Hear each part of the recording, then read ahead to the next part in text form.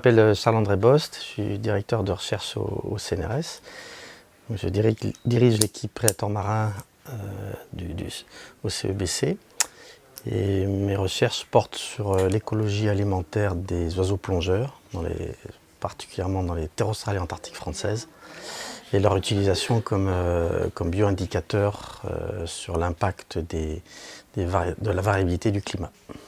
Je vais revenir à Kerguelen donc cette année encore pour mener une campagne, tout d'abord pour compléter une étude qu'on a menée sur les pétrels plongeurs, qui sont des minuscules oiseaux marins qui font 150 grammes, dont on ne connaît presque rien. Je vais aussi mener une étude sur d'autres espèces comme les Gorfous macaroni et les manchots royaux, voilà, qui sont des manchots très représentatifs en nombre dans les terres australes, il y en a plusieurs millions.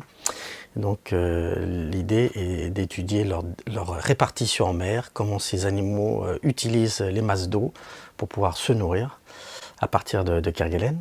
On l'a déployé cette fois-ci sur des jeunes oiseaux, qui partent pendant leur premier voyage en mer.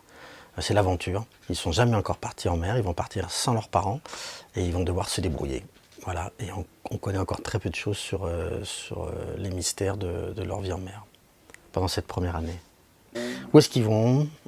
Comment est-ce qu'ils vont acquérir les bons comportements?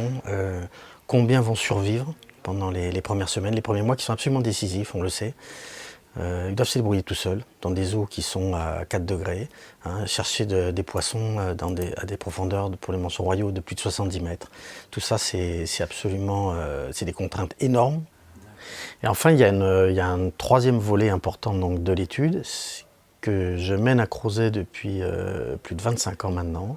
C'est-à-dire que chaque année, je demande aux hivernants qui partent pour le programme là-bas de poser des séries de balises et d'enregistreurs d'activité sur des manchots royaux pour pouvoir suivre leur déplacement vers la zone du front polaire en fonction de la variabilité du climat.